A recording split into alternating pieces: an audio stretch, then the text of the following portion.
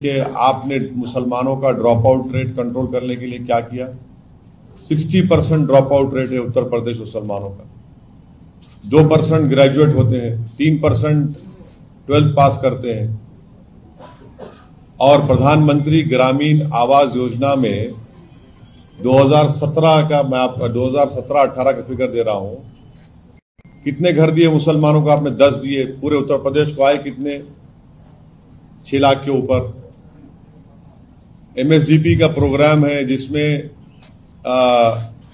1600 करोड़ आए उत्तर प्रदेश को माइनॉरिटीज के लिए, जिसमें से आपने सिर्फ 16 करोड़ खर्चा किए। झूठ पे झूठ इनकी, तो ये झूठ है इनका।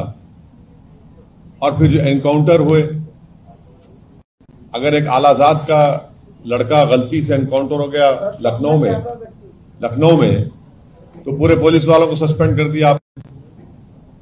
तो ये इनकी एक आदत बनी हुई है झूठ बोलने की, और ये समझते हैं कि इस तरह से बोलकर वो अपनी गिरती हुई साख को उठा पाएंगे। मगर उत्तर प्रदेश की जनता देख रही है उनको, कैसे वो देख नहीं पाए कोविड के सेकेंड वेव में, जब गंगा के ऊपर लाशें तीर रही थी, ऑक्सीजन के लोग तड़प तड़प कर मर गए, दवाएं इंजेक्शन नहीं मिल रहा था, रेमडेसिविर नहीं मिल रहा था, टोसिलमिज़ोब नहीं मिल रहा था, दफनाने के लिए जलाने के लिए लकड़ी नहीं, तो नदी के किनारे लाशों को जलाए तो कुत्ते लोच कर खा रहे, वो भी दुनिया की आंखों ने देखा।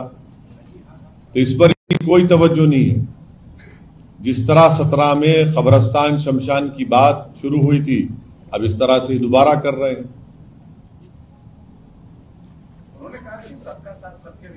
तो मैंने आपको पूरा डेटा दे दिया, तो उसमें आपके दूसरे सवाल का भी जवाब है।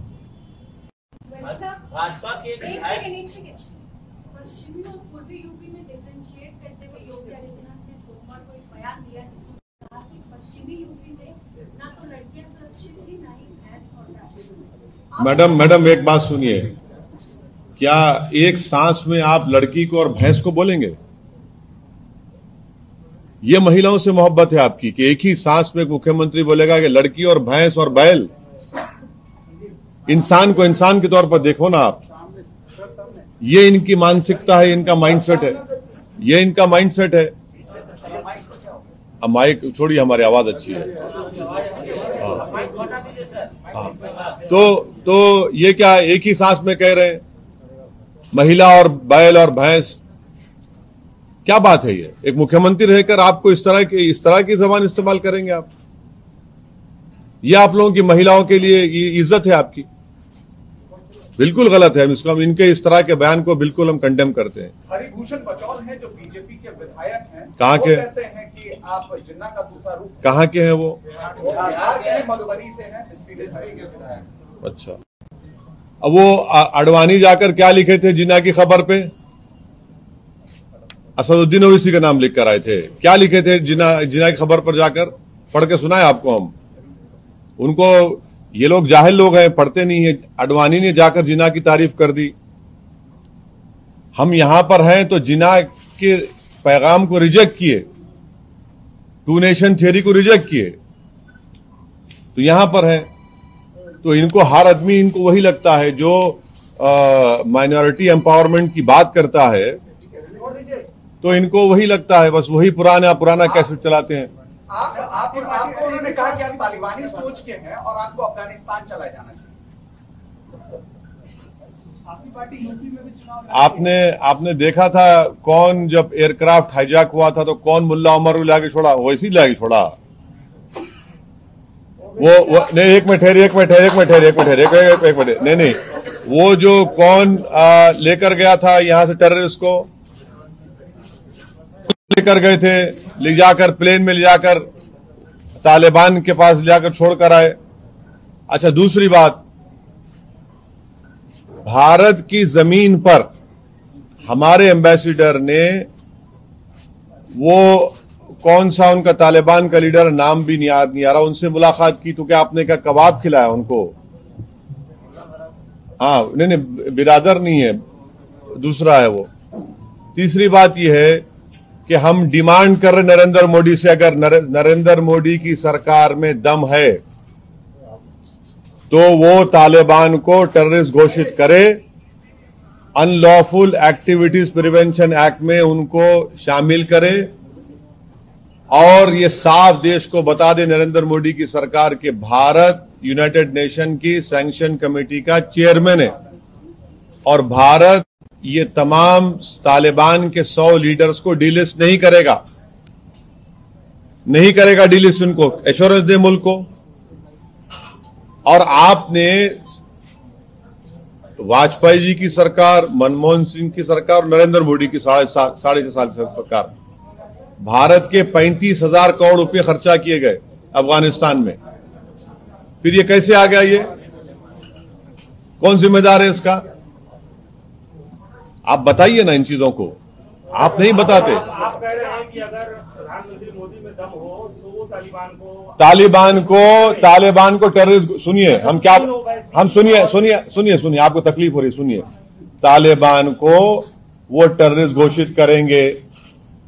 आप हमसे सवाल कर रहे हैं ना, आप घोषित करिए ना, यूएपीए में लाइए, यूनाइटेड नेशन की सैंक्शन कमेटी में ये तमाम के तमाम लोग टेररिस्ट उनको डिक्लेयर कर दिया गया है। वो हक्कानी नेटवर्क कौन है जिसने भारत के डिप्लोमेट को मार दिया था अफगानिस्तान में, काबुल में?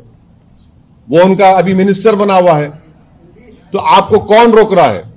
आप सत्ता में है ना, तो हमारा मुतालबा सरकार से, आपको गवर्नमेंट करिए ना, क्यों नहीं करते आप? तालिबान को क्या मानते हैं? क्या मानते हैं? क्यों आप ये सवाल हमसे क्यों कर रहे हैं? क्या मानते हैं? हमको क्या करना है तालिबान से? मांग किया है ना, तो हम देखिए, सरकार से हम पूछ रहे हैं, हमारी सरकार से हम पूछ रहे हैं कि आप उनको, यूनाइटेड नेशन ने उनको तो आतंकवादी कह दिया, उनके लीडर्स को। आपने अब तक उनको यूएपीए में इसमें क्यों नहीं डाला फिर? और ये इनके जो ये रिकॉर्डिंग कंपनी के जूक बॉक्स हैं, बक बक बक बक करते रहते हैं, बकवास। अरे तुम्हारी सरकार को बोलो ना जाके। सर लेकिन तालिबान को आप क्या मानते हैं? अपना स्टेटमेंट क्या तालिबान को क्या मानते हैं? सवाल कर रहे हैं हम, तो आपकी प्रेस कॉन्फ्रेंस। अरे आपने हमसे पूछा कि किसी बीजेपी के नेता ने तालिबान के बारे में हमसे ये कहा है हमारे बारे में। अरे भाई, क्या हर मुसलमान इनको तालिबान नजर आता है क्या? आपकी राय क्या है?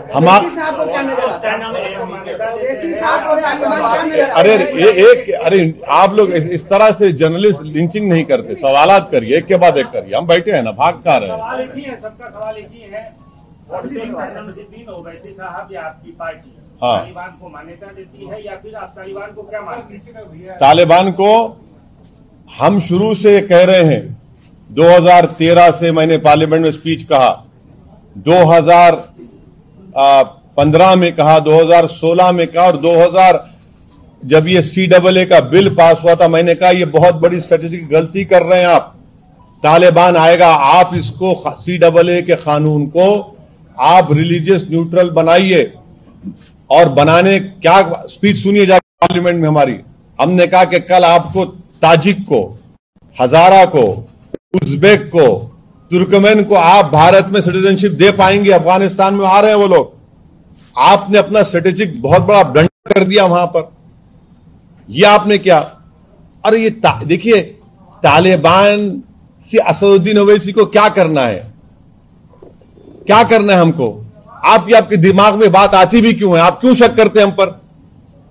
इस तरह का सवाल करना आपका शक नहीं, आपका शक करना है, बिल्कुल शक करना है आपका, बिल्कुल। मैं एक सुनिए, कोई नजरिया, हमारा नजरिया संविधान, हमारा अरे नजरिया संविधान का है हमारा, भारत का संविधान के ऊपर वोट लिए हैं। बोल रहे हैं आपको संविधान से मतलब है नहीं है। ये बताइए कि हमको क्या नहीं, हमको मुल्क से, भारत से मतलब, हमको दूसरे पड़ोसी से क्या मतलब? हमको नजरिया क्या नजरिया? कौन सा नजरिया? हमारा नजरिया संविधान का है, हमारा नजरिया कॉन्स्टिट्यूशन का है। संविधान के नजरिए से आप क्या मानते हैं? इसी संविधान के नजरिए से सरकार को तय करना है। इसी, सुनिए आपने अच्छा सा, इसी संविधान के नजरिए से भारत सरकार को तय करना है कि वो टेरर ऑर्गेनाइजेशन में शामिल करेंगे नहीं करेंगे। और ये संविधान के नजरिए से हमको पूरा हासिल है कि हम अपने मजहब पर चले, हम भारत के शहरी हैं, ये हर चीज दुनिया में संविधान वो हो रहा है, हम तो क्यों पूछ रहे हैं आपको?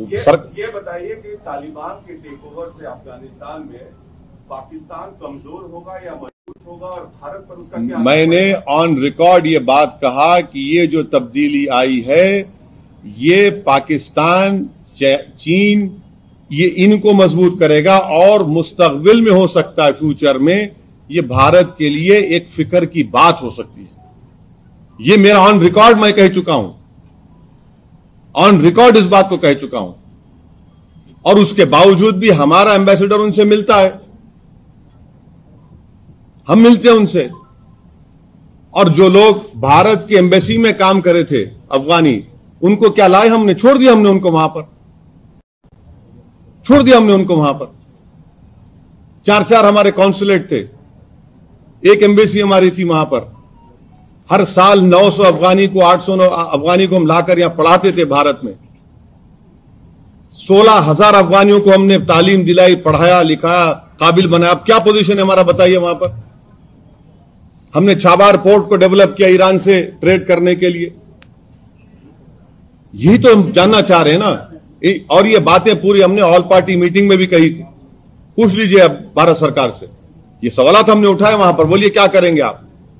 क्या आप इनको टेररिस्ट लिस्ट में डालेंगे? क्या आप इनको यूएन सैंक्शन कमेटी में आप डिलिस्ट करेंगे या टेररिस्ट रखेंगे? और रखते हैं तो फिर क्या आप यूएपीए में उनको शामिल करेंगे? और अगर नहीं करते तो अपने बीजेपी के लोग जो बकवास कर रहे हैं उनको रुकाइए। यहां पर यह सवाल उठता है ना, तो सरकार से हर आदमी जाके बोल रहा है, जो इनके खिलाफ है उसको खड़े होकर शुरू हो जाते हैं। सर, आपकी पार्टी के नेता बिहार में फिलिस्तीन और इजराइल पे बयान दे सकते हैं, और आप राष्ट्रीय नेता हैं, आप कह रहे हैं सुनिए, आपने कभी पढ़ा महात्मा गांधी ने क्या कहा फलस्तीन के बारे में? आपने पढ़ा कभी? नहीं, सुनिए। अच्छा, अरे जवाब, अरे भाई आपको इतना दर्द क्यों रहा है पेट में? सुन तो लीजिए ना, सवाल आपका बहस करना चाहे तो आ जाइए, डिबेट कर लेते हैं। आप जर्नलिस्ट से सवाल किए ना, जवाब सुनिए ना। हमको नहीं होता है, हमको नहीं होता है, हमको नहीं होता, हम बहुत मोटी चमड़ी के होता है। सुनिए, सवाल करिए, जवाब भी सुनिए। नेताओं का काम जवाब देना है और आपका काम सुनना है, पत्रकारों का बहस से करना नहीं है। यूनाइटेड नेशन के रेजोल्यूशन है फलस्तीन के ऊपर कि इजराइल से वहां पर है ही नहीं है। यूनाइटेड नेशन का भारत हमेशा से फलस्तीन को तायद किया नहीं किया, इसमें उसमें फर्क है ही नहीं है। हमने तायद की फलस्तीन की, हमेशा हमारा मौक़िफ़ रहा कि फलस्तीन का एक आजाद मुल्क बनना चाहिए। मस्जिद अक्सा बैतुल मुक़द्दस वहां पर है, इसका एक हिस्टोरिकल है, आप देखते नहीं आप लोग। अच्छा, उत्तर प्रदेश इसी समय यूपी में प्रधानमंत्री मोदी और योगी महेंद्र प्रताप यूनिवर्सिटी और अलीगढ़ में डिफेंस कॉरिडोर की शुरुआत कर रहे हैं। महेंद्र प्रताप के बारे में ये कहा गया कि एएमयू में उन्होंने बहुत जमीन दान दी थी, लेकिन कभी उनका कोई जिक्र नहीं किया गया। ठीक, एएमयू के यदि आसपास ये बन रहा है तो इसको आप कैसे देखते हैं? नहीं, गलत बात है। महेंद्र प्रताप साहब का तस्वीर भी है, उनकी इज्जत की निगाहों से वहां पे देखा जाता है और उनकी बड़ी कदर की जाती है। तो उस जमाने में मुस्लिम उलेमाओं के साथ जाकर एक हुकूमत भी बनाए थे, तो ये बात गलत है। उनकी बड़ी इज्जत की जाती है, कोई बात नहीं। आप लोग चुनाव लड़ रहे हैं यूपी में, तय हो गया किसके क्या स्ट्रेटेजी है यूपी का? हाँ, चुनाव तो लड़ेंगे ना, बिल्कुल लड़ेंगे। कितने सीटों पे? 100 वाली बात है? हम तो 100, हमारे शौकत साहब सदर ने कहा कि 100 सीटों पर हम लोग तैयारी करें लड़ने की। मुख्तार साहब को बिहार को टिकट देंगे, टिकट मिलेगा उनको? नहीं मालूम, अभी तो मुझे नहीं मालूम, उस बारे में तो नहीं मालूम। आपकी पार्टी के किसी नेता ने कहा कि उनको? हाँ, हमने ये कहा कि अगर उनको टिकट हम देने तैयार हैं, अब उनसे बातचीत नहीं हुई हमारी। बाहुबलियों को आपकी पार्टी जगह दे रही है, ऐसा आरोप लगेगा आप पे? प्रज्ञा ठाकुर दूध की दुली भी है, क्या बात है? 37% एमएलए बीजेपी के, इनके क्रिमिनल चार्जेस हैं यूपी में। हाँ, जेडीयू में जितने एमपी हैं कितनों पर केस है बताइए? सब क्या है? लोकप्रिय नेता है पूरे ये। आप भी उसी धारा में चलेंगे ना? अरे जब आपके लिए अच्छा है तो मेरे लिए भी अच्छा होना चाहिए ना। आप वोट नहीं, दाग आपको हमारे नजर आते ना, दूसरों के दाग आपको दूध की तरह नजर नहीं आते। आपको तो आपको दिखता है कि वो जख्म है, नजर आता है वो।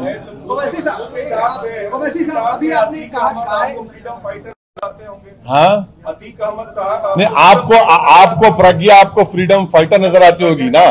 नहीं, आपको नजर आती होगी। नहीं, ये गलत बात है। उनके ऊपर चार्जेस हैं, कोर्ट ने प्रूव नहीं किया उसको, और इलेक्शन कमीशन उनको इजाजत देता है लड़ने की। अगर आप फ्रीडम फाइटर की बात करें तो फिर चलिए सबकी बात करिए, कौन रोक रहा है आपको? अतीक अहमद फ्रीडम फाइटर है। अतीक अहमद भारत के शहरी हैं और लीगली वो इलेक्शन लड़ सकते हैं, उन पे क्रिमिनल केसेस हैं और अभी तक वो इलेक्शन लड़ सकते हैं, लड़ेंगे, क्यों बात है? आप लड़ा रहे हो? बिल्कुल लड़ाएंगे। मुख्तार भी आ रहे हैं। नहीं, वो बात अभी नहीं हुई, जब होंगी बताएंगे आप। अभी आपने कहा महिलाओं के सम्मान की बात करी, आपने कहा कि भैंस और महिला को एक साथ नहीं देखा जा सकता। बोला गया ना, मुख्यमंत्री ने बोला उसको। इसी से एक सवाल है सर रिलेटेड कि दिल्ली में एक मामला आया है रियाजुद्दीन, जिसने 9 साल पहले तलाक दे दिया और फिर अब वो 9 साल बाद अपनी वाइफ के पास आता है और कहता है हलाला के जरिए तुम मुझसे फिर दोबारा निकाह करो। अब इस पर आप क्या कहेंगे? ये कैसा सम्मान है महिलाओं का? केस बुक करिए उसके ऊपर। क्या आपको मालूम भारत में कितने चाइल्ड मैरिज होते हैं? मुसलमान कितने हैं बोले आपको? हम कितने चाइल्ड मैरिज होते बताएं आपको मालूम 33 लाख महिलाएं शादी होकर अपने शौहर के साथ नहीं, उसमें कितनी महिला मुसलमान है बताइए? एक इश्यू उठाकर आप लोग कब तक ऐसा करेंगे? छोड़िए ना, अरे छोड़िए ना, छोड़िए। अरे उसको केस बुक करिए। क्या पार्टी का हो गया? हमारे कहाँ पार्टी का हो गया? कौन बोले पार्टी का है? अरे क्या इंडिविजुअल केस का आप क्या सुन कर इतने भड़क नहीं रहे हैं? आप तो सच्चाई बयान कर रहे हैं। आपको बोल रहे हैं कि बताइए चाइल्ड मैरिज कितनी होती है, कितने मुसलमान होती बताइए? कितने 33 लाख शादीशुदा जो अपने शौहरों के साथ नहीं है, कितने मुसलमान है उसे बताइए? हलाला जायज? हलाला जायज है? हलाला गैर कानूनी है। हलाला गैर कानूनी है। कहां होता है हलाला बताइए आप? हलाला कहां होता है बताइए आप? बताइए कहां? अरे होता कहां है बताइए? सब बेकार। हाल ही में आपने एक ट्वीट किया था, किससे बात करेंगे? तो हम सबसे बात करने तैयार है। सपा हो, बीएसपी हो, बात करेंगे। बात करें तो बात करें। आरोप ये लगता है कि आप बीजेपी के गोलकीपर हैं और सेकुलरिज्म के मतलब कम से कम आप तो नहीं करना चाहिए ना सवाल। कम से कम तो आप तो नहीं करना चाहिए ना सवाल। ये कम से कम आप तो नहीं करना चाहिए। यहाँ क्या हुआ? हमारी वजह से बनी। आप लोग तो चश्मदीद गवाह है ना बिहार में। हमारी वजह से बनी सरकार। अरे देखिए, आरोप छोड़ दीजिए, मगर आप तो यहाँ के जिम्मेदार जर्नलिस्ट हैं। आपने तो देखा ना सब चीज। यहाँ पर कहां कैसे जीती बीजेपी? यहाँ पर किसको 60 सीट मिले, कौन हार गया, ये सब चीजें। ये तो इल्जाम लगते रहता है भाई, उसको कोई फिक्र की बात। बिहार में लागू करना चाहती है सरकार। देखिए, ये जो हाईकोर्ट जो अभी जजमेंट ऑर्डर आया है, उस हाईकोर्ट के ऑर्डर में पहले तो नीतीश कुमार सरकार को उस हाईकोर्ट को जाकर बताना चाहिए था कि जिस तरह से पेश किया जा रहा है मसला, वो मसला नहीं है। कितने 38 फॉरेनर्स हैं यहाँ पर बिहार में, पूरे के पूरे नेपाल के हैं। ये महिलाओं का केस था जिनको दोनों को डिपोर्ट कर दिया गया, और फिर हाई कोर्ट के हम इस बात